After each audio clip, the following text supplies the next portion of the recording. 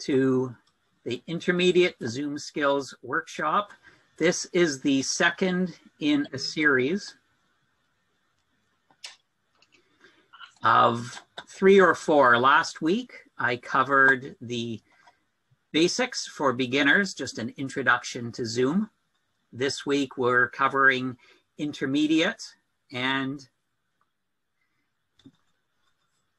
beginner and intermediate is very subjective. Some people feel that they are beginners and they're fairly advanced. Some people feel that they're intermediate, but they, as gets revealed, they do lack the basics. In 2 weeks, I am doing what I would call an advanced workshop. It's more aimed at Zoom for meeting hosts, for people who are actually hosting meetings, where we will be getting into a lot of the back end, how to set up a meeting, how to be the host for the meeting. And after that, the series will be repeating. We don't have those dates finalized yet. And we will probably be adding a session on how to use Zoom on a smartphone, because a lot of people are either on the road or they don't have a laptop. And there's a lot of things that can be done with Zoom on a smartphone. So that is probably what we will be doing, dates and all that to be announced. All right, so let's get rolling. So by the end of today's session, you will be more familiar with Zoom than many people, and you'll be able to do some of the fancy stuff, like the backgrounds we talked about. When you first got to the meeting, did you notice the message, the waiting room message? Great, good. We gave you a few seconds to read that. Zoom, since COVID began, has made a lot of changes, a lot of security updates, and some of those involve the waiting room, and you can expect to see waiting rooms becoming more common, and they can be customized. And in my advanced workshop, I'll be covering how to customize the waiting room. And it's a good idea, though, when you get there, to read what's in the waiting room as people are learning to customize them, because there could be a message of importance to you. If you didn't do an update, I'm going to touch on that, so don't worry about that. What I'd like you all to do now to begin, first of all, is to rename yourself. Good. If you know how to do it, great. If you don't, great. CD. Yeah, someone's got noise on.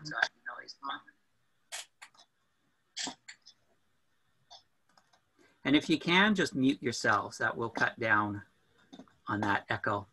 So if you're able to, please rename yourself with your name and the city or area or municipality you live in. And if you can't do it, that's okay. I'll be touching on a few ways to rename, because renaming is something we cover much more in depth than the beginner. So I'll give you a moment to rename yourself or rename yourselves.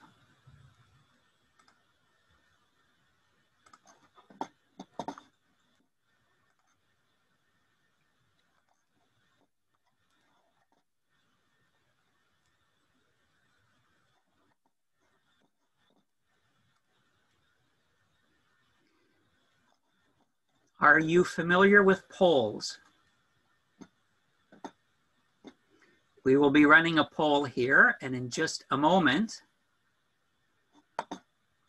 there will be a poll that will pop up on your screen, and it will have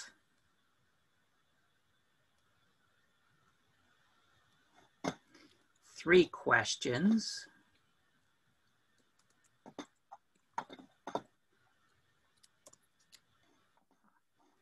Interesting. Just reading my first question. I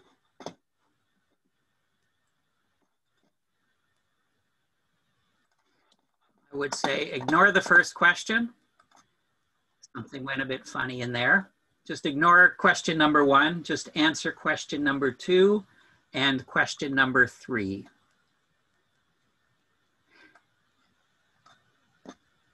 And you may have to scroll down to hit submit. So ignore number 1, just answer number 2 and number 3.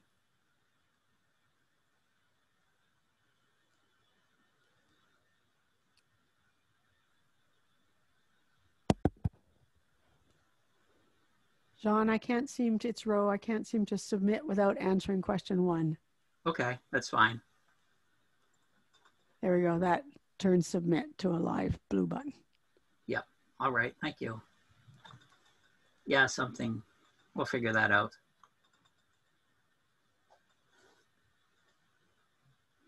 Technical issues do arise. Polling's a great feature you'll probably see more of as well.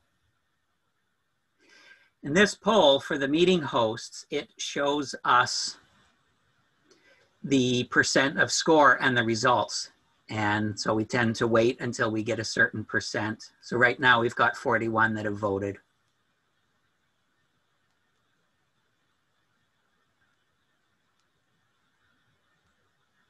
All right, great. So this tells me, and I can share the results if you want to see what comes up. So ignoring number 1, thanks for pointing that out. Number 2 tells me that we will be touching on how to do Alt-Tab today in just a moment. And I'll also be telling you about using Zoom during screen sharing. And that'll be the first couple of things that we will reveal. So today, we will be touching on some Zoom etiquette and some tips and going through a lot of the Zoom settings and walking through the menu bar, how to share a screen and doing presentations and some display options. And then we'll be going through the breakout rooms. So here are a few of Zoom etiquette and best practices. Now, it's been fascinating to watch through COVID in the 6.5 months when we've all used Zoom, the way a lot of things have evolved. When we first started, it was basically just get into Zoom, figure it out. And I've noticed a cultural shift in how we tend to use Zoom now. One of the best practices in the etiquette is to mute your microphone when others are speaking, and to have your camera on unless you're requested to turn it on, to turn it off. Now, you may need to turn it off if you've got bandwidth issues. For example, if your image is struggling during a contest, we have people turn it off. Clubs may set a standard, and I'm hoping, and we'll work on this with the district, is to come up with a guide of best principles or best practices. And clubs will also be developing their own about how they want to run their Zoom meetings as well. Big one is do not drive in Zoom. There's a big liability issue there. So, and I do check, and if anybody is driving, then I do remove them from the meeting, because this is a lot like texting and driving. Just do not drive in Zoom. Another one that's really evolved is eating. So try to avoid eating, unless of course it's a meeting, it's a lunch meeting where food is included. Try to avoid eating. Drinks are perfectly acceptable, especially if for Toastmasters, when we're speaking, we have water in our meetings and we need to stay lubricated.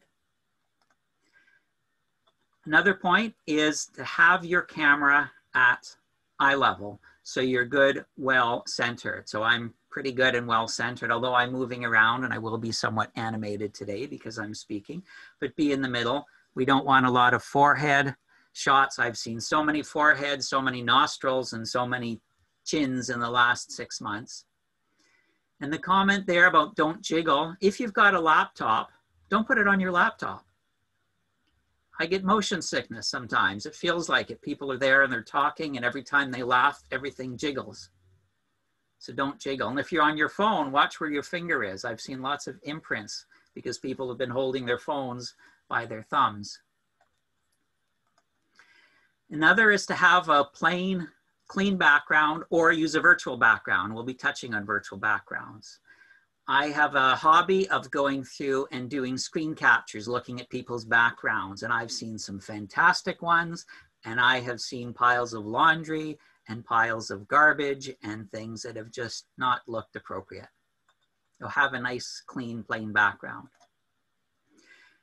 Another very good tip is to speak to the camera, not the screen. It's very easy, as I'm doing occasionally. I want to see my audience, so I look through at them. For good eye contact, it's very good to find your camera and speak at the camera. And today I've got 4 monitors in front of me, and I will be going back and forth between all 4 of them. So at times I will have eye contact, and at times I will just be checking everybody and checking my notes and so on. Another good point is to be aware of your appearance and your attire. Remember, we can see you when your camera's on. Watch what you're wearing. Low-cut tops, especially where your camera angle is, may make you look naked, or may be more revealing than you want to be, or maybe as revealing as you want to be, but just be aware of your attire. Now, I will cover 2 very useful tips. One of them is Alt-Tab, and that was the poll question to see who's familiar with this. Alt-Tab lets you move between programs on your computer without having to minimize and maximize and so on. Often when you're doing a presentation in Zoom, you've got share screen on, and it's very hard to get to all of your programs.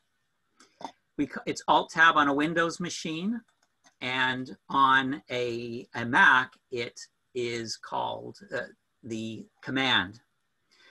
The way to do it, and you can all practice this, ideally on your keyboard with your left hand, use the thumb on your left hand and hold down either the Alt key or the Command key. If you're a Windows user, it's the Alt key. If you're a Mac user, it's the Command key. Hold that down with your left thumb. And when you've got that, there, hold the Alt or Command key on your left thumb. Then with your finger, tap the Tab key once. Just tap it once.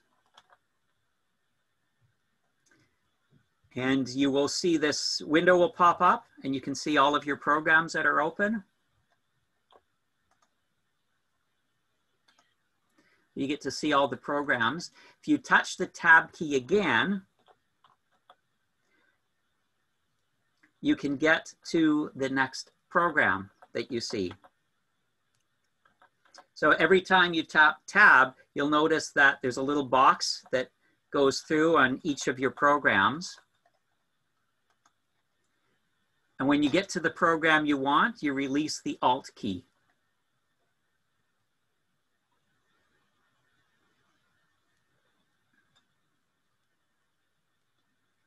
So you can type Tab and go through the programs, and then when you get where you want, you release the Alt key, and then you'll be at that program. If you happen to press and hold the Tab key the whole time, you'll end up cycling really fast through all of your programs. So this is something outside of Zoom. This is a computer shortcut, shall we call it, or a tip that is incredibly useful and could be the most useful thing for you for the rest of your life using a keyboard. This is so invaluable. Rather than having to minimize and maximize and so on, I find this the fastest way to get between programs. The reason I'm doing this today is because as I go through some of the Zoom settings, you will also be able to go through your Zoom settings on your computer at the same time. I'll be able to walk you through it. You could just listen to me and see the settings on your own computer, or you can just sit back, relax, and watch the presentation that way. I was going to say sit back, relax, and enjoy the magic of IMAX, but it's been so long. Now, if you practice that Alt-Tab on your own, if you get really comfortable with Alt-Tab, there's a little bonus. If you use Alt-Shift-Tab, you get to go backwards. There's something to keep in mind. If you're familiar with screen captures, take a screen capture of that slide because it's, or hit print screen on your computer, because it's enormously helpful. And if you get nothing else from today, this will have so much benefit for you using a computer. How do I go backwards? It's to hold the Alt and then the Shift key and then Tab. Oh. Because I'll have 20 or 30 windows open sometimes, and being able to go back and forth is incredibly valuable to me. Thanks. All right, the next one we'll cover that's also incredibly useful has to do with zooming in. Now, what you see on my presentation, you can see at the top of your screen. The very top of your screen, you will probably see you are viewing Shawn O'Hara D21 Zoom Trainer's screen, just like in my presentation. Now notice just to the right of that is the word or the words, the phrase View Options. And beside View Options is a little arrow. When you click on View Options, you get a drop-down menu. And that drop-down menu lets you do a few different things. The key one we want to cover is the one that says Zoom Ratio, Fit to Window. And if you click on Zoom Ratio, you can adjust the size of you will be able to zoom in on my presentation. And then if you put your mouse in there, you can actually slide that whole screen around. Now you'll notice there's a little word there, little squiggly line, right where the red arrow is. And I'd like you all to go in there, go to Zoom Ratio.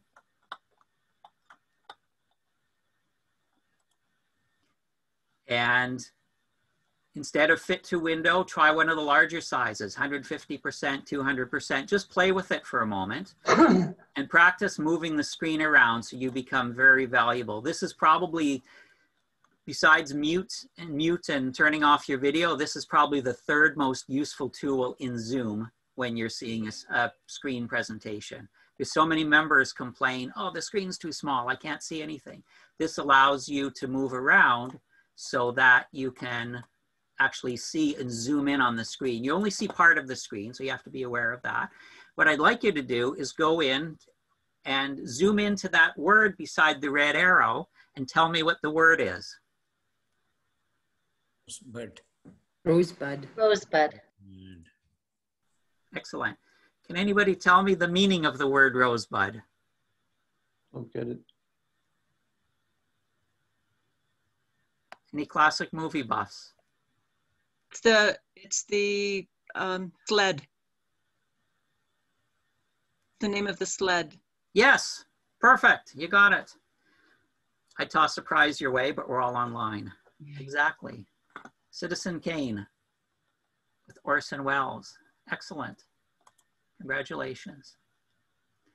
Now, if you want to go back to View Options, you can go to Fit to Window or Original Size. It's whatever you're comfortable with so you can see what's on the screen. Any questions on Alt-Tab or that zooming feature? Well, when I click on Zoom Ratio in the field that you put up, nothing happens. I think I'm trying in the wrong place. Yeah, you want to go to the very top of your screen where beside where it says you're viewing Shawn O'Hara D21 Zoom Trainer screen. The very, very top of the window.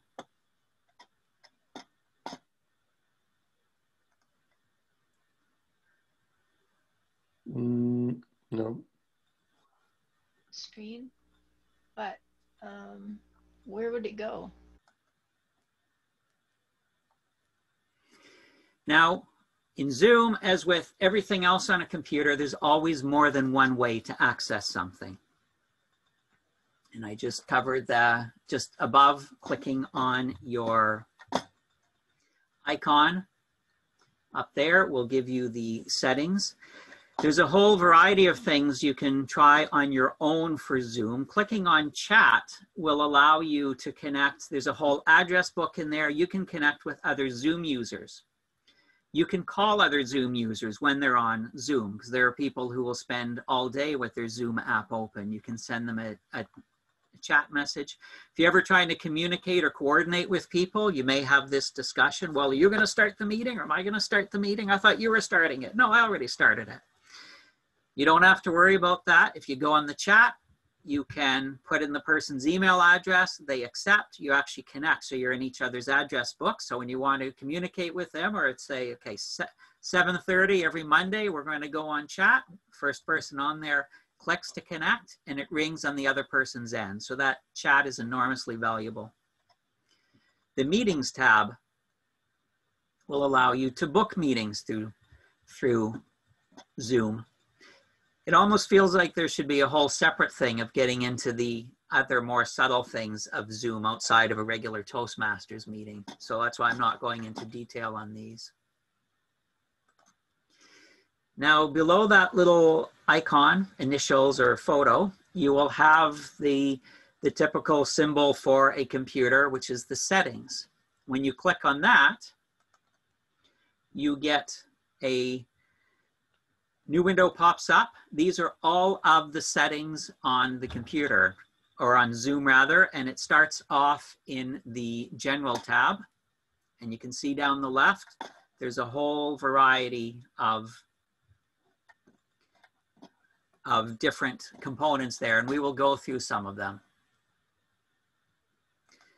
But one of them, if you're on a computer, if you've got two monitors, you can use dual monitors. That's what I do. That's why I have two computers in front of me, and I have 4 screens in front of me, because I'm using the dual monitor feature. When I get in 2 weeks into the hosting a Zoom meeting, I will show some of the advantages of doing that. And that's how you can set that up if you've got a second monitor.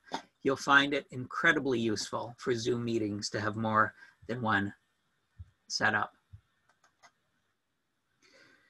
There's some settings in here, like always show meeting controls, so that you're always able to see the toolbar, and we'll be touching on the toolbar in a moment.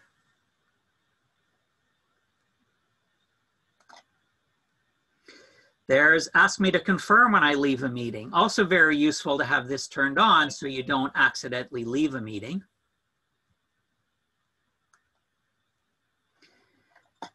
There's also, down at the bottom, you'll notice the reaction skin tone. When we get into reactions a bit later, this is where you can set the color. So you can match yourself, or you can pick something else. But this is a skin tone setting. Farther at the bottom, there's view more settings. That will get you into the zoom.us, which I suggest you do log into and look around. That is a whole other area we also will not be touching on here. We'll go into the next series, or the next set, which is the video. And the video allows you to do a few things relating to your video. One, if you notice in the top right corner, if you're following along, there is a rotate. This is where you can rotate yourself. If you're on a laptop that's a tablet where you can tip the screen, this is where you can do it. Or if you've got an external camera like I do, if I tip my camera sideways, I can rotate the image there. There's the option to choose a different camera. I've got 3 cameras running on this computer, and I can go in and select different ones. When I'm timing when I'm a timer for a Toastmasters meeting, I will go to my second camera where I keep the timing lights, which I'll be touching on in a moment. So feel free to go in and play with each of those. Yeah, there's the settings where you can change the camera. There is also the aspect ratio of the image, where you can go to HD, high definition, so you've got more of a vertical more of a horizontal image or the original ratio. You can play with that. Also can depend on the background that you're using. Another setting is mirror my video. If you're using a background with graphics, or if you're trying to hold up something with text and it looks backwards, or if your audience rather is saying it's backwards, you can go in here and mirror it, which means flip it around. You may have your background and it may look backwards to you, but it might look fine to the audience. And I suggest you play with this. And if you're using any text at all, ask your audience, ask somebody if the text is readable in the right way around. Because I've seen examples where this has just been kind of flipped, where it has been backwards to the audience, but fine to the speaker, and vice versa. Another useful setting is the touch up my appearance.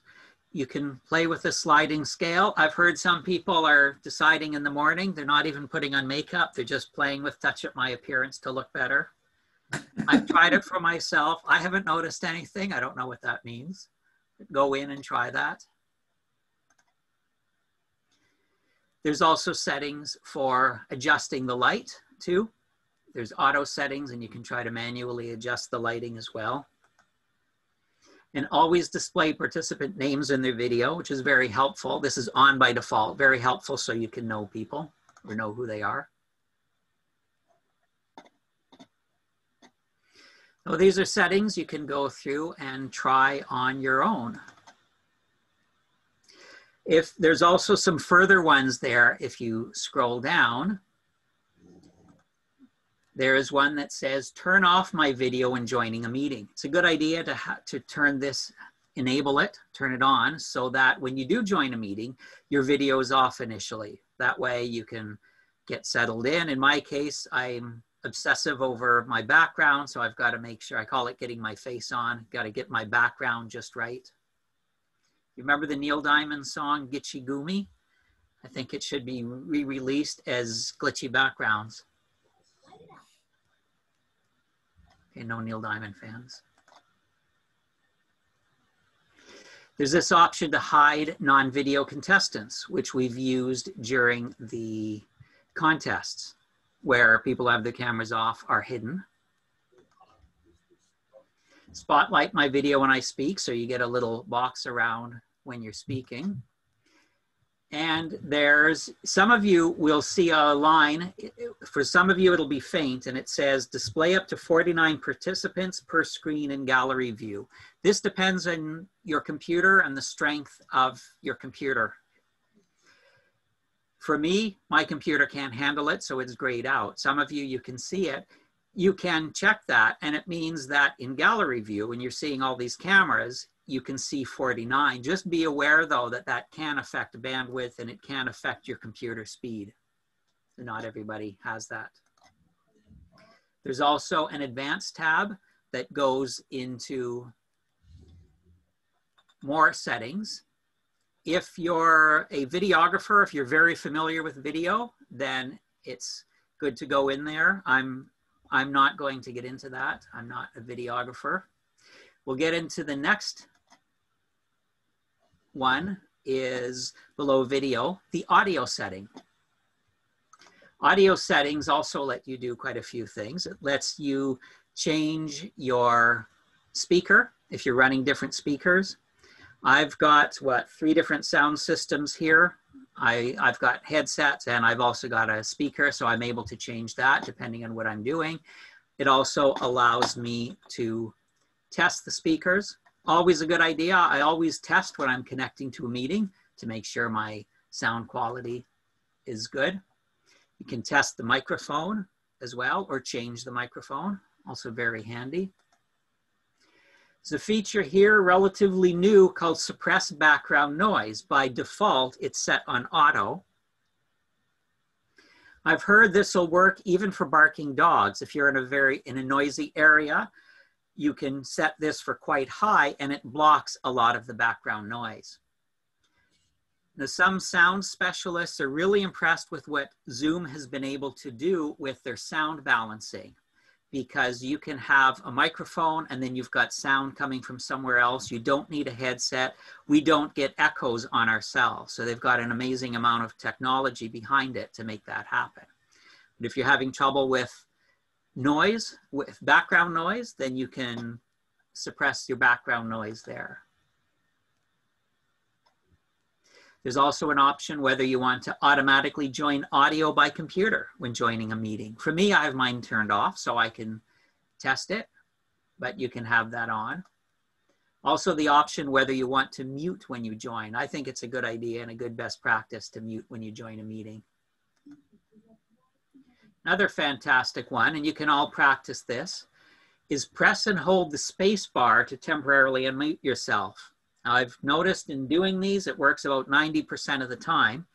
But if you press your space bar, you can unmute yourself to say a few words and then release it, or press to mute and unmute. So go ahead, press your space bar and see what happens. Works perfectly. It's interesting. Shawn? Yep. Yeah. Just a note on that. You have to have pushed the mute button previous to that space bar for it to work. So the last thing you did before you used the space bar to mute or unmute, you have to have pressed on your icon. I've noticed sometimes the focus has to be on Zoom too. If you're using another program, it won't always work either. That's correct. A very handy feature to have.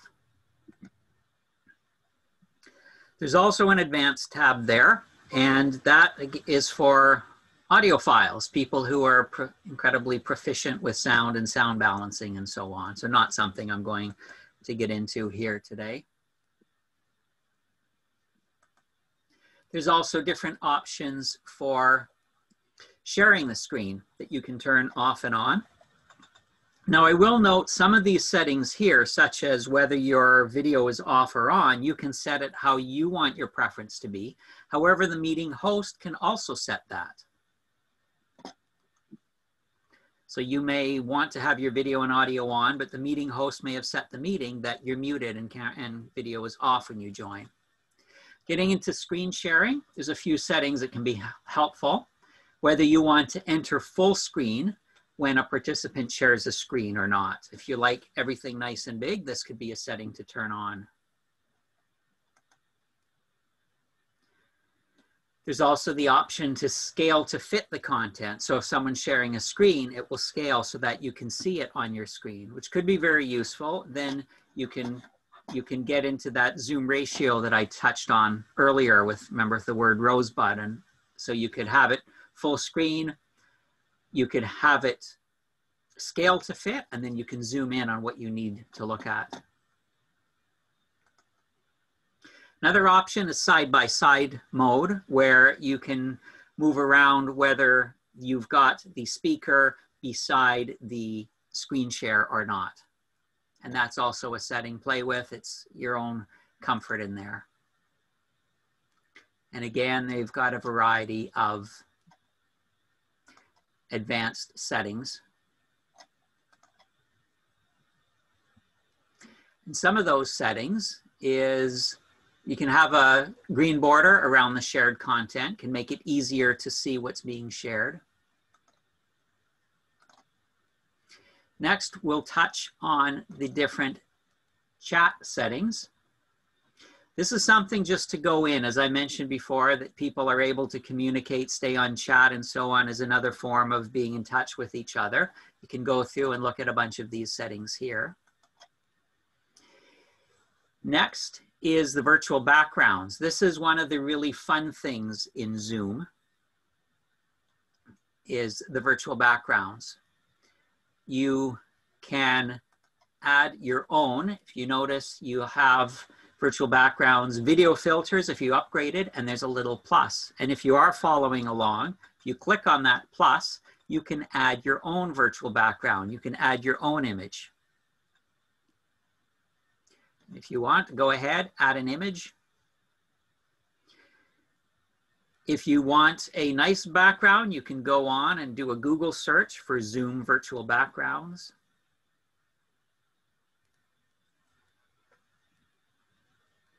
or you can make your own.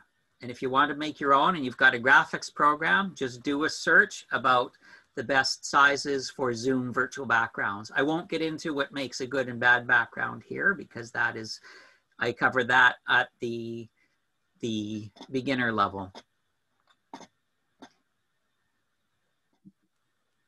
What I will touch on though is the green screen. If you're in this window, you'll see there's a little checkbox, I have a green screen. Now, whether a green screen works or not depends on the strength of the computer.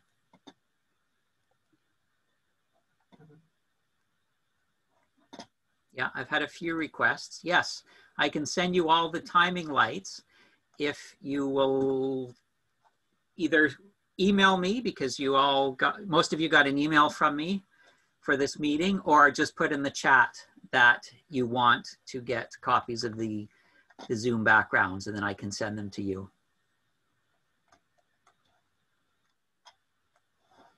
Yeah, the Zoom backgrounds had quite a history, but I'll touch on that in a moment. Right, strength of the computer. I have a green screen. You can check that if you have a green screen. Some computers need a green screen, some don't need a green screen. If you've got a green screen, or if you've got a uniform background, or if you're struggling with getting a good solid image behind you, there's this little color picker.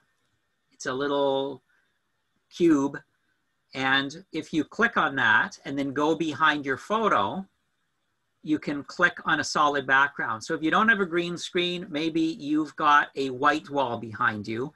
If you click on that white wall, your computer may be able to interpret that and do the same effect as a green screen. And any change you make, you're able to do that in the window there.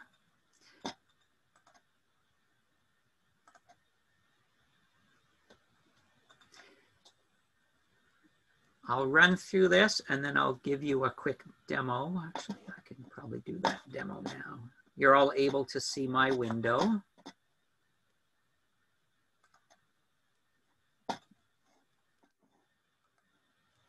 As you saw in that image, I've got all those different Zoom backgrounds there.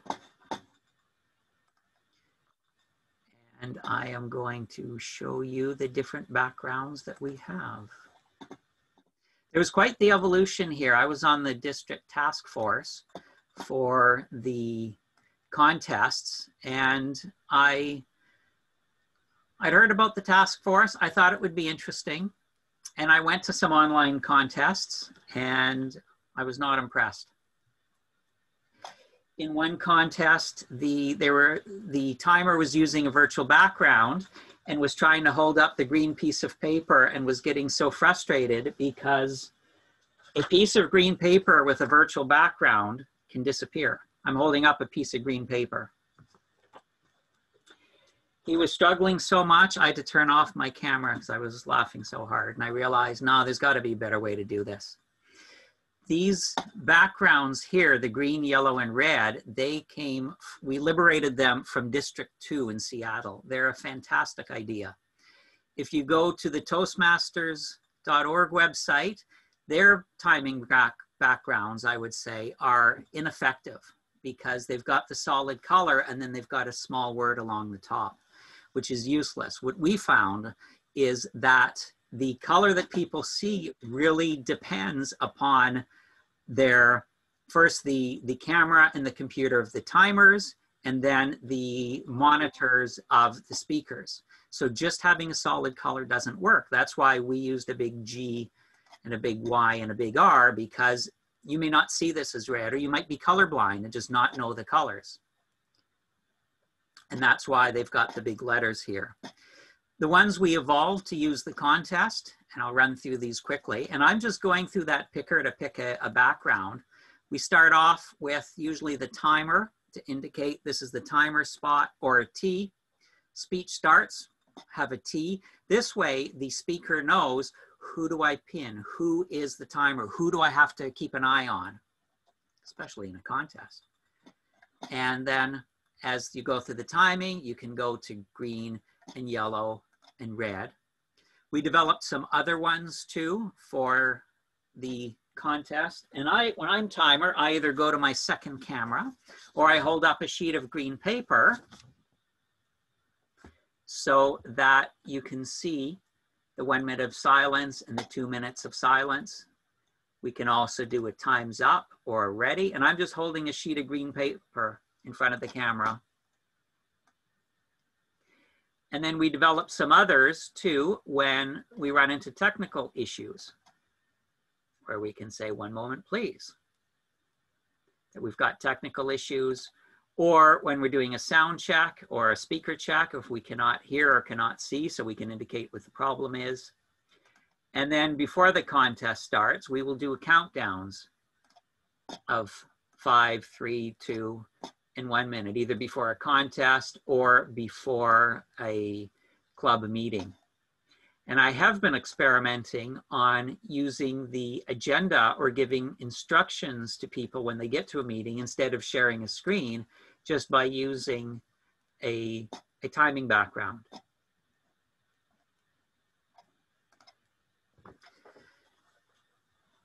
All right, any questions on that?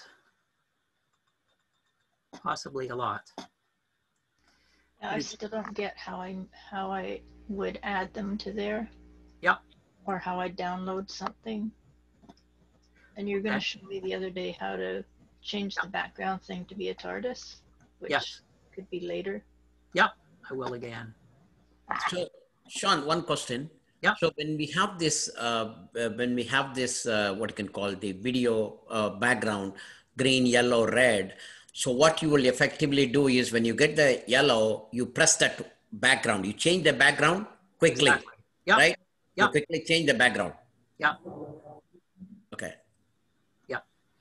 I open up my preferences and I've got my screen sharing and I've got that screen sitting aside there and I just press it as I go.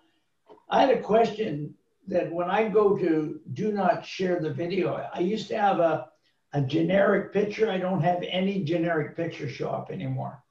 How do I get back to my generic picture? I'll be touching on that. Oh, I noticed that too. In about the last 3 days, my generic picture disappeared. Well, that's exactly when mine disappeared. So it's a virus. No, I think it's an update. It's probably an unintended thing with Zoom. That was a joke. Oh, I can't tell. Okay, so now I'm going to go back. Hi, Shawn. Hello. Hi, this is Celine. I heard that when the background is kind of flicking like that, it means that the computer is old. Or why are you doing that? It doesn't necessarily mean that it's old. You might need a green screen. It has to do something with the video card. I've got a relatively new computer that requires a green screen. Otherwise, I get all pixelated like that. Okay, I'm going to move on. So when I do none, it comes to normal. Yep.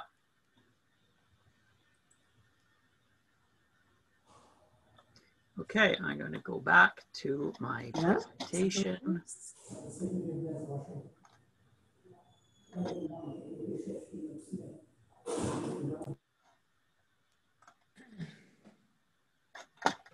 That blue screen that you have behind yourself with the Toastmaster logo is like, are you going to send that to people?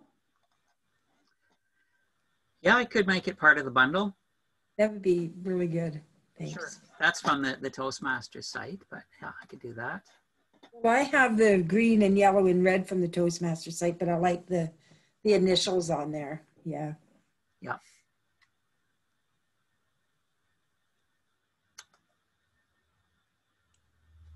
I have a question. Yep. So basic probably, but how do you pin the timer to the top? Yeah, I covered that in the basic one. When we get into some of the views, I might be able to touch on that. Okay. Yeah. Or keep an eye out for the beginner, which probably shouldn't be called beginner. It almost feels like I should split these up instead of beginner, intermediate, and advanced is more by topic. I'm thinking. And especially from the questions I'm getting, that's what I'm thinking. All right, so I've covered the meeting lights. For those of you that are following along and you've got your Zoom app open where you've got virtual backgrounds, you'll notice beside that, you will have video filters. And video filters is new with the newest update, and they're a ton of fun, all these different video filters. If you are following along, click and go and play. Give yourself a hat, set of sunglasses. I'll be able to tell by looking at the screen. Yeah, Molly's got it. And also quite new is right in that corner is the Studio Effects beta, which allows you to give yourself eyebrows and change your lip color and so on. Now imagine how much fun it would be to have a meeting, say a themed meeting, where everybody's got the same sunglasses or people go in and they change something. The theme for today will be whatever, and you show up in disguise with antlers and so on. So just take a moment there and play with those. Those of you who are able to, Anna's got it, excellent. David, yeah. Yeah, they're a ton of fun. Nick, yes. The only odd one I find is the masks because it's hard to speak through a mask. Yeah, Christina's got it, great. And there'll probably be more of these coming out as time goes by. So that's one of the great fun things. And for a meeting, yeah, consider that. It'd be a great way to tie in with the theme.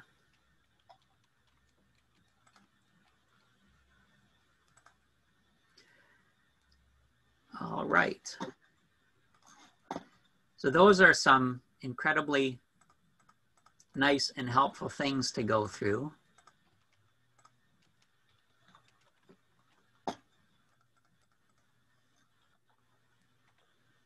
So take a moment or two and play around with those.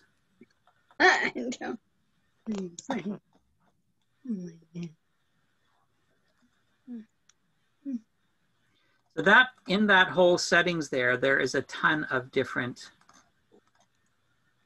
a ton of different things that you can do with Zoom. And if you ever have a question how to do anything, you can always Google it. Zoom.us has a huge support. There are also thousands of videos on YouTube too about what you can do in Zoom.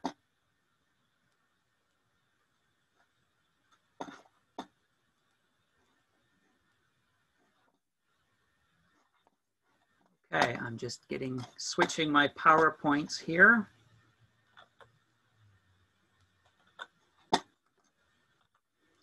From Plan C back into Plan 8.5. How's that?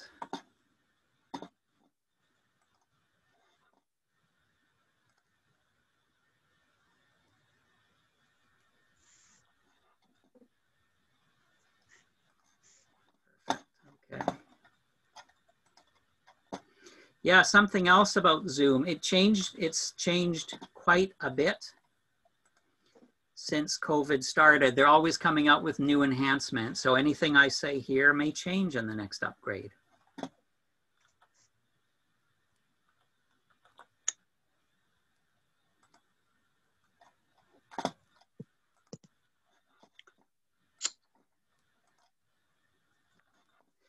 If you don't even need a meeting, you can open up your Zoom app and you can click on the settings to try things out, or you can just open your Zoom app in your computer on your own time, and you can click New Meeting and start your own meeting. And that is probably a great way to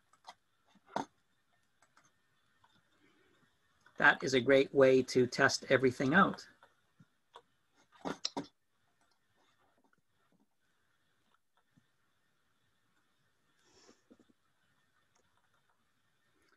Just having an issue getting to my presentation.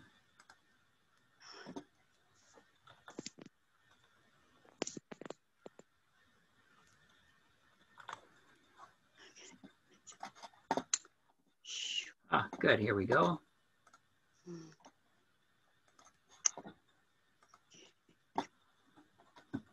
So if you're nervous about doing anything or presentations, even the people who are considered the pros can struggle along, as you've probably noticed today. All right, so now we will go back in here and I want to cover, right, so if you're in your app, you can close that. Let's go back to the main Zoom screen so you can see what I've got on the screen there. And what you should be seeing is the Zoom toolbar when you get into a meeting. And if you're able to see that, great, because the rest of this I'll be covering some of what's there. When you connect, whenever you need to get into the settings during a meeting, off on the left side of the screen, you've got your mute and your video buttons. There is an up arrow beside mute and stop video. When you click on that, a menu pops up. The audio settings, clicking on that will actually open up that whole window with all the settings and everything. So if you ever need to get to your settings, that's one of the ways to do it. There's at least 2 ways to do absolutely everything in Zoom, and usually 3 ways.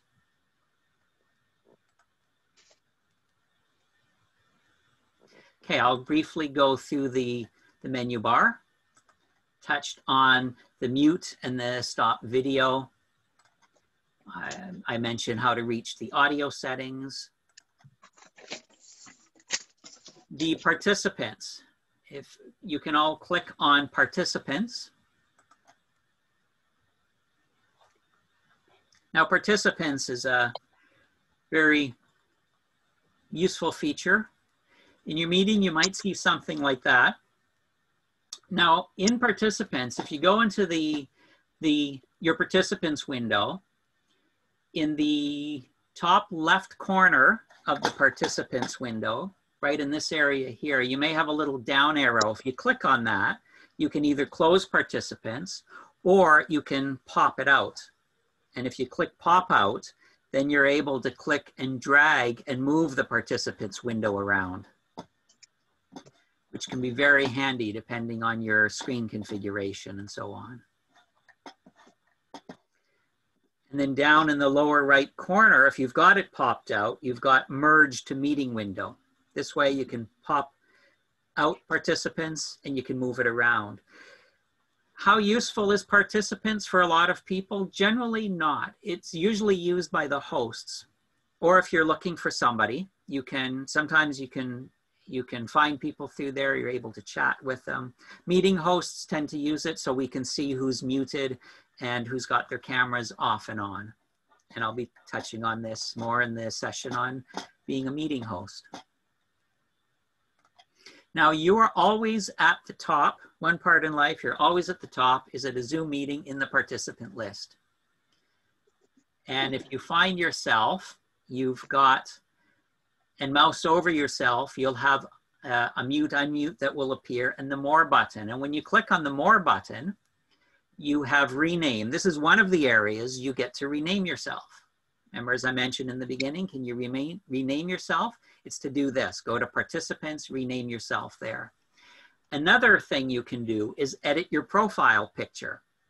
And if you click on edit profile picture, you get something like this, where you've got an image or you've just got your name, and click on change picture. And you can go through and do this. Click on change picture and go find a picture and set a profile pic if you haven't done that.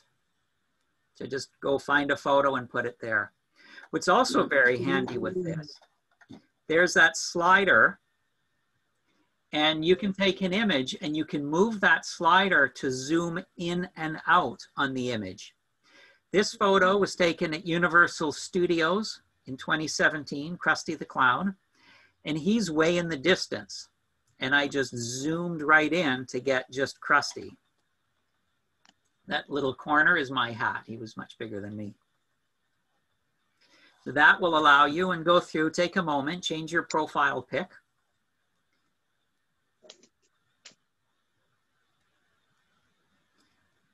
Any questions on that? So Vic, that's how you would do it. Yeah. That picture was already there, but let's find out if it shows up when I go on. Yeah, and if you want to test, you'd have to just turn off your cameras and see what happens. Yeah. Well, is it there? Yeah. Where? 16, yes. When your camera's off, yeah. Oh, it's in a different spot. I don't see it. Okay, I see it when your camera's off. Interesting. Okay, that's profile pic. Now I'm going to move through other items on the bar. One is the chat. Clicking on the, if you click on chat, I know a lot of you have been chatting, so you're quite familiar with how to use the chat. What you may not know is that you can also pop out and move the chat around as well. Up in the top.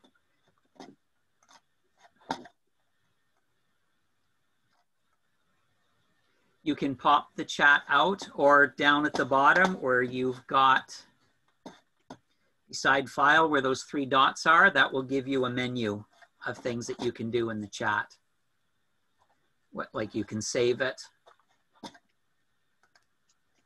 So it's good to play with the chat, be able to move it around, pop it in and out. You'll also notice that little file icon gives you the option to upload a file, which could be handy for a meeting to upload an agenda. However, be aware that not everybody can receive it. People on phones, I've often found, are not able to receive files. So that's not necessarily an ideal way to get an agenda to somebody, but it could be a way to transfer a file. Okay, any questions on chat? All right. So next I'll get into the... I have a question on the chat, please. Yep. How do you copy the chat column if you don't have time to read it during the meeting? The little set of dots, those 3 dots. Let me go back here. Yeah, beside file, you've got 3 dots, 3 horizontal dots. Clicking on that will give you a menu. However, in this case, I've left it on so that you can save chat and that you can chat with anybody. This is also set by the meeting host, whether the meeting host wants people to save the chat or not. My personal preference is yes, allow people to save the chat. Thank you. Yeah, you can also set who gets to chat with whom, which we'll be covering in the more advanced ones and the pluses and minuses of both. Now there's also... Verify something on uploading the agenda. I noticed that if you upload the agenda too early, and people that come on later don't get it out of the chat. That's right. Okay. Yeah, the only people who see the chat are the people who are present at the time. So therefore, if you're going to upload an agenda, send one out right away, and then later on, do it again. That's all. Yep. And Anna has just uploaded the 3 timing lights. So those of you who see that in your chat, if you click on download, then you'll be able to download and save those timing lights to your computer. Well, good for Anna. Thank you, Anna. Hello? Yes. Is like chat the same as sharing? No, no. So how does a person share? Good timing. You've also on your menu bar, you've got the share screen icon. And when you click on it, there are certain settings. So if you're clicking on it during a meeting, you may find that everybody can share or just the host can share. I've set this so that just the host can share. when you're doing a presentation, the host can give you the ability to share. Okay. And when you click on share screen, you'll get a menu that will pop up that will look a lot like this. It'll have all of your programs that are open. And then you simply select what you want to share. You can share everything on that particular monitor. You can go for one particular screen. In my case, I am sharing my PowerPoint presentation, not my monitor itself. Okay. You can also share a web page. You can share a graphic. There is also the option to share a whiteboard. Do you have to open the file before you are able to share? Yes. Okay, so the file need to be on your desktop. Yeah. Okay. No, not just in your computer. It doesn't have to be on your desktop. Okay, in the USB? What's that? In your USB, can you take the file from your USB and share? Yeah, anywhere on your computer, or you can even do it online. Yeah. This is a whiteboard, and as some of you are fine, that's right, yes. Yes. I have one, yeah. I have one more question. Would say, like, I'm evaluating somebody, and I want to give them feedback. Yeah. For their speech. Yes. So how would I go about giving them feedback on their speech? During a meeting? During the meeting. The Toastmaster would give you time to be able to speak. Yeah, that would be the practice of the club. Go to chat and send a personal message. Yeah. Oh, go to chat? Yeah. I would go to chat and send a personal message to that person is what I would do. There are so many people who yeah. I got another question. Yeah. Perhaps you should keep an eye out for the email for the beginner session. It will cover more of chat. I still got a question. Yeah. I went into the chat where you said that the lady downloaded the colors. Yeah. Yeah. So I thought, well, I probably have to click on it or something, but I wasn't sure if I had click on it there or somewhere else. But I clicked on it, and it came up with a triangle with an exclamation mark, and it says potential security issue detected. Yep, that's a setting on your computer. Is that normal, or is that something weird on my computer? It could be your computer. Because mine's still the Windows 8, right? Yes, it is. I have an option to say today. Yep. If it was set. So I would say that this would be fine. Yep. I just don't know where it'll go when I do it, right? Yeah, it will give you the option in there. Yeah. Okay, and Flo has found the annotation board. So you can see people can go in and other people can annotate. So this is, you could do this during a speech or during a presentation. You can even sorry, Shawn. How did you get that whiteboard? I am trying to get that. I'm not able to get it. Okay. Yeah. Well, I'm going to pause. I'm going to stop this share. Thanks for your. I'm interested in a little bit more value for the whiteboard than doing a mouse picture or a cat picture, whatever that is. There's got to be something more valuable to use that whiteboard. Do you have to become a half-decent drawer? I mean, is there something? I mean, I'm aware of whiteboard, but I haven't been able to figure out a good utilization of it. Yeah. Sure, it'd be great for mind mapping. Well, because maybe. You can put text in. But you see, in mind mapping, I can just go to my mind mapping software and share the screen and do my mind mapping from my mind mapping software. It's you and you have mind mapping software, but not everybody would. Oh, okay. So I just expected everybody to have mind mapping software, Shawn. Yeah. See, you could do some mind mapping in there, and then you could spell tactic properly. Okay, Yeah. well, there's some value. Yeah, okay, so I'm going to pause this, and I am going to go back and show you how we got to that. Thank you. I will go back into my PowerPoint. Now we're close to being out of time, so if people have to leave, I understand that. And if you stay, terrific. But I've been using the advanced settings where I put my picture right on the slide. Are you going to show that? No. Okay. Not in great detail there. You've got 4 screens. Yep. Right. So when you click on the share, yeah, you get a menu, a window pops up that looks a lot like this. And whiteboard is one of the options. That's how you get to whiteboard. If you have an iPhone or iPad, you can also connect and share from that as well. Okay, thank you. I'm now, trying. Yeah, notice up at the top too, there is a basic, advanced, and files menu.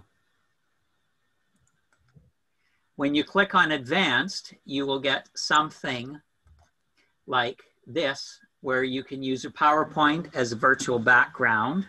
And you can share a portion of the screen. This is what I was trying earlier when I ran into the technical glitch. That in everything I did yesterday, it was ideal, where I was sharing and I was able to show my Zoom window. For some reason on this account, I can't. And that's something I'll have to figure out how that works. You can also share just music. So a portion of the screen, which is incredibly handy too, if you've got, depending on what you're trying to show. So can we show 50% of the screen and 50% of your face so that when we are speaking, we can show our body gestures properly? This would be more if you wanted to narrow in on something. If you had a document, rather than show the whole document, you wanted to show one section of it. Okay. That's how you would use the portion of. Okay. You can do music. You can do content from a second camera as well. Shawn? Yep. On our screen, it shows host disabled participant screen sharing. That's right. Am I in the wrong spot? No, you're in the right spot. Because if I did that and we had 47 other people trying to share, it would, I don't know what would happen. It would get messy. Okay, you're just showing your screen at the moment then? Yeah. Okay, yeah. Thank you. Yeah, it'd be great for you to go and do this on your own time. Just go in, click start meeting, and then go and play. Can you demonstrate portion of screen? I could. I would appreciate that. Yeah. All right, I'm going in now. I've got that virtual background one. I've got it working now. Two things on that I found very interesting is the slideshow that comes up. Instead of using my clicker to advance, the advancing of the slideshow is done within the Zoom, which was an anomaly that I hadn't appreciated. Yes. So here I can narrow in, as you'll see on the screen. I'm setting the size of the window I want to focus on. And if all I want you to see is this part of my PowerPoint, I'm making my portion of screen very small so that you can just see that.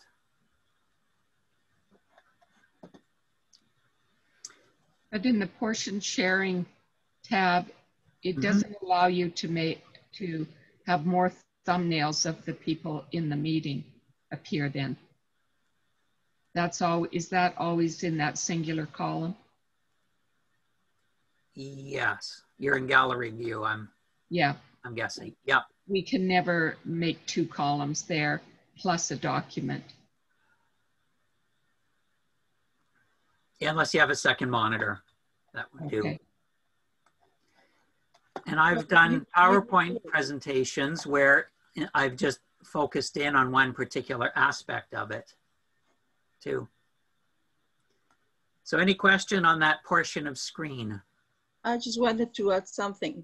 And between the column that you mentioned, Cole, between the column and the shared screen, there is like a line, a vertical line, and you can see in the middle, if you put your mouse there, appears an arrow. You move the arrow, and then you can change the size of the screens. Yes, then I see you can get 2 columns. Yes. Oh, you can get 3 or 4 columns. Yeah. All right. Okay. Tell me again how it, does that screen appear naturally when you have the portion screen setting? I'm going to touch on views in a moment. Okay, sorry. Yeah. Okay, so I will go back into this.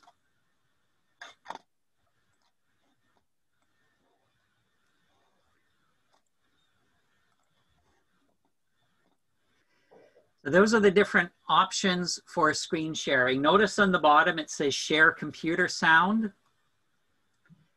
That's if you're playing a video or anything with sound, click that, and that basically gets the sound going through the speakers of all of your attendees.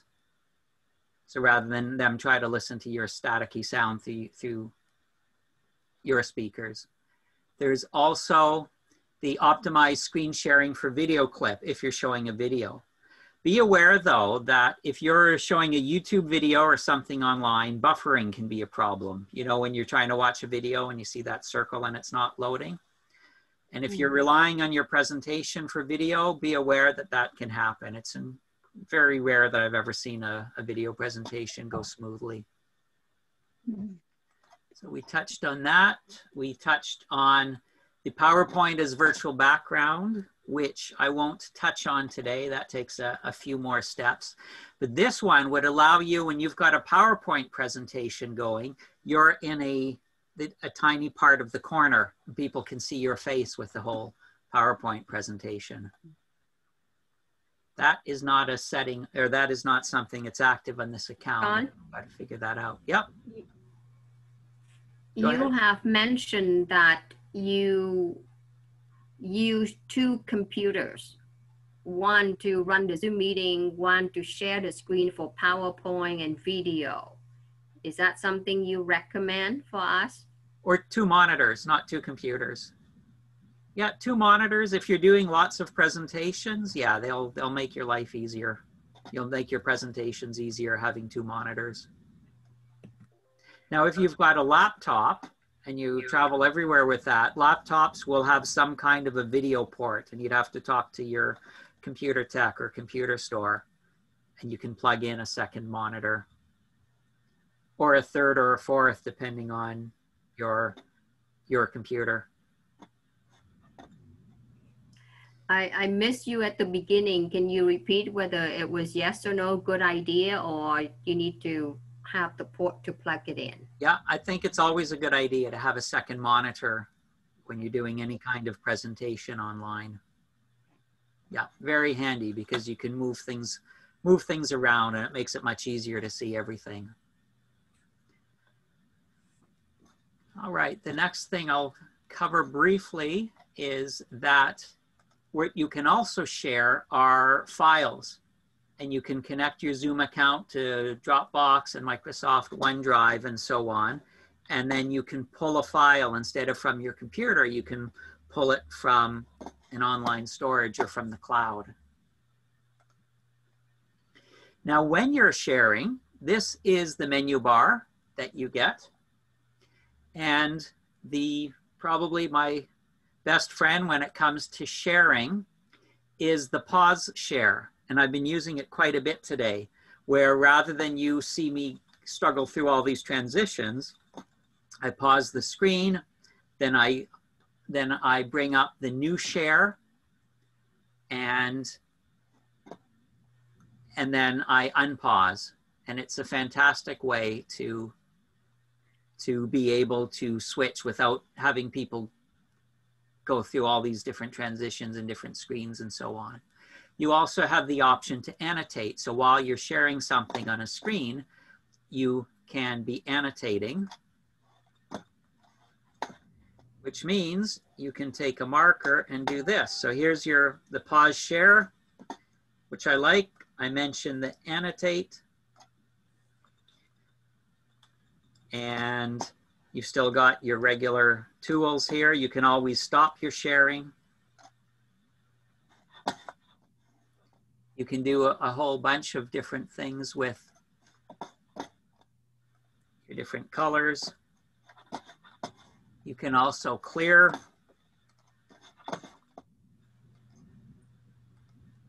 You can clear everything as well. That's annotate. That's one of the options there.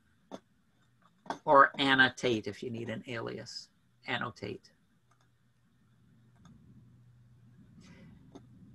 So I mentioned new share. You can pause share, new share, so you can get to a new share. You don't have to put everything into a single PowerPoint presentation. You can have a bunch of documents open that you go between. Then stop share, of course, when you're done sharing. The More button also gives you a variety of different things that you can do. A lot of things that you can do in other parts of Zoom. Too, the More button is very handy. So a few tips, PowerPoint, using PowerPoint for Zoom or using anything that you're sharing in Zoom, is to be aware of the text size and the colors and the contrast and the size of the graphics. So just be aware of how it may look for others and make sure you test it, because it might look great on your screen but be too small for others. And I've seen a lot of bad presentations. And I highly, highly recommend that you set up a second computer or a smartphone whenever you're doing any kind of a presentation. I've got two computers today, the main one that I'm using, and I've also got a second one where I can see exactly what the audience sees. So I don't have to say, oh, can you see this or can you see that? Because I know it's on that screen. I know you can see it. And if I'm doing, in my business, I run a web design, a marketing company. If I'm doing a presentation and I can't have my second computer, I will join the meeting on my smartphone just so I can see the screen, so that when I'm presenting something, I know that they can see it. So I highly recommend using a second device when you're doing a presentation so you know exactly what the audience sees. It's also very helpful because then you realize there's quite a delay. I may say something and I may click on something and start talking and it hasn't loaded on the screen. Another great tip, pause share is your friend. Very, very useful to be using. And be aware of buffering. If you're using video, it can cause bandwidth issues. People may not be able to see the video. So if your presentation is relying on video, be aware you may have some issues with that. If you do want to rely on video, you may want to suggest all the participants turn off their cameras so that you're the only one on there. Mm-hmm. Next is speak to the camera, not the screen. To know where your camera is, and if you're ever wondering, just turn on a meeting and just move your hand around until you zero in somewhere. Ah, there's my camera. And then you'll know. And then just get in the habit, if you have to, stick a little happy face there. So you're not just staring at a dot or a circle or a light, you're staring at a little happy face. Another is to be animated on Zoom. Try to be very lively, try to go overboard, because a lot of presenters that do well in public don't do that well on Zoom, I've noticed, because they're used to a different dynamic with the audience. I've got a friend who does quite a bit of leaning in on all his presentations, but he's very, very animated on it. Very handy, very helpful. Another thing that goes along with that too, depending on how your screen is tied up, or how your screen is laid out and where your camera is, where your eyes are going. Because my eyes are going back and forth. I follow somebody on a lot of his webinars and I thought he was just rolling his eyes until I realized he's got a monitor up quite a bit higher and he keeps checking that because every so often he does that. I thought he was eye rolling. He's not, he's just checking his third monitor.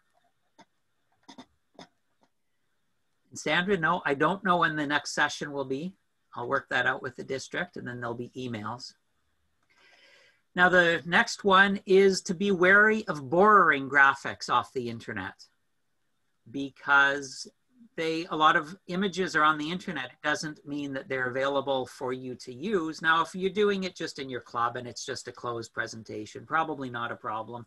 If it's something that you're going to be recording, and I just realized I did not restart recording on this. If you're going to be recording and it's out in the public domain, just be wary that, or be aware if you have the rights to those images, because the people who have those rights could come after you. And they can be very relentless. And then finally, practice. Just practice, practice, and practice. You can go in, start a Zoom meeting, and this is what I do. I will go in when I want to practice. I'll go into open my Zoom app, I will click start, and then I will get one of my other devices like my smartphone to join, or I'll get a family member to come in and join so that I've got that other perspective. All right, so any questions on those tips there? All right, I will touch briefly on more on the menu bar, reactions. If you can see the reactions on your computer, on your Zoom window, click on that and a window will pop up. And there you can select something. And if something appears, I know you've seen it. Now you notice the two hands there.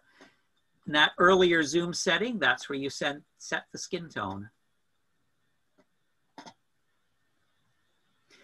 Okay, any questions on the menu bar? All right. You can't really break anything in Zoom, so it's great to go in and play. Next is we'll go up to the top of the screen. Now, if you can get into the view where either you see me speaking or where you see all the other attendees, if you look in the top left corner, you will see a little green check mark, right? So where the green arrow is pointing, a little check mark, or a green shield rather, with a little check mark on. If you click on that, it will give you a window which gives you details about the meeting.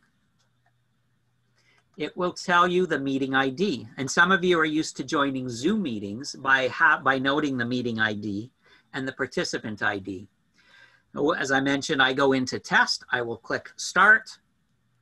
Then I will go to this so I can see the meeting ID. I'll pull out my phone on my second computer and then I type in the meeting ID. And then it also gives me the password, and then I'm able to connect with my second device so that I can practice. This is also useful if somebody is trying to join a meeting. You've got copy link, where you can click on copy link and you can text it, or you can email it to somebody who can click and join the meeting that way. On question.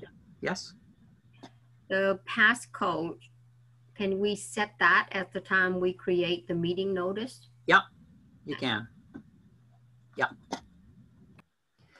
Also, top right corner, you've got a settings icon, and clicking on that will bring you to all of your settings.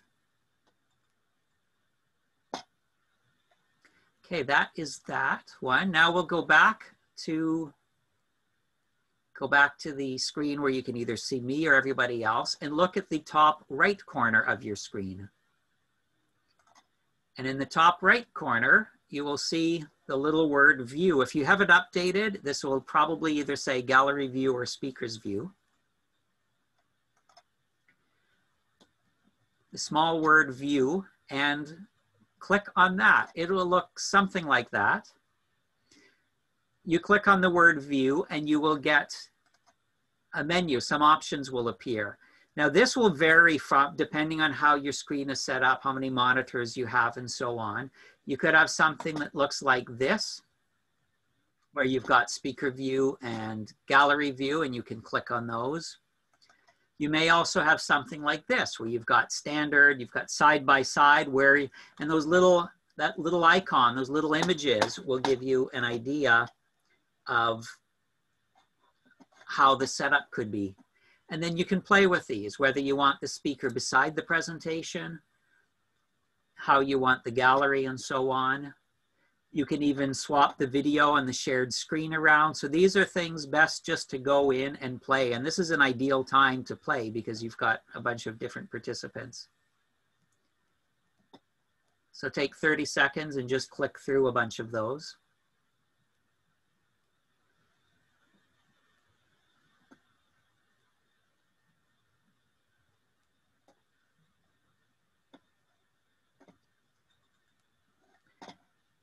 All right. The next thing I will just touch on are breakout rooms. We get much more into breakout rooms in the advanced session, but just to make you aware of them. A breakout room lets you, or lets the host separate the attendees into different rooms. And I won't go through the process of putting you in different rooms today, but this can be useful if you've got, well, we use them in the contests where we had a breakout room for the judges and a breakout room for the contestants. If you're doing any kind of online training, breakout rooms are ideal for putting people in different groups. And in the advanced session for host, we get into much more about how to set up breakout rooms. You may be in a meeting and either you're automatically sent to a breakout room, or you get a message that pops up like this, where the host is inviting you to join a breakout room. And when you click join, you are sent to the breakout room, which to me kind of feels like this. It's got a very Star Trek feel to it, which is what I like about breakout rooms. It's like we're warping in and out if you happen to be a Star Trek fan. Yeah. And when you are in the breakout room too, when it comes time to leave, we're in your own, in Zoom now where you've got a leave button. When you're in the breakout room, it's a different color. And you also have a choice of either leave meeting or leave breakout room. And I point this out because some people have left meetings when they only intended to leave the breakout room. Breakout rooms can be enormously helpful. Hello, Shawn. Yeah. Is there any icon for the breakout room? Because I tried to find that many times, I could not. No, you don't have it. It's set by the host. Oh, okay. Yeah. And only when they're enabled are they set by the host. Okay, so if I'm host of a meeting, I can set that? Yes. Yeah. Okay, so is it anywhere I can find it, or? Yeah, you'd have to log into zoom.us. We'll come to the advanced course in 2 weeks. Okay. We'll be covering them then. Thanks. And that's it for today. What we covered was Zoom etiquette. We covered some tips. So remember Alt-Tab, probably the most useful thing you'll ever use on a computer. And the tip of being able to go into that view options when you're in Zoom and being able to zoom in so you can see content on the shared screen. We went through a lot of the settings, so go through on your own. Feel free to start your own Zoom meeting.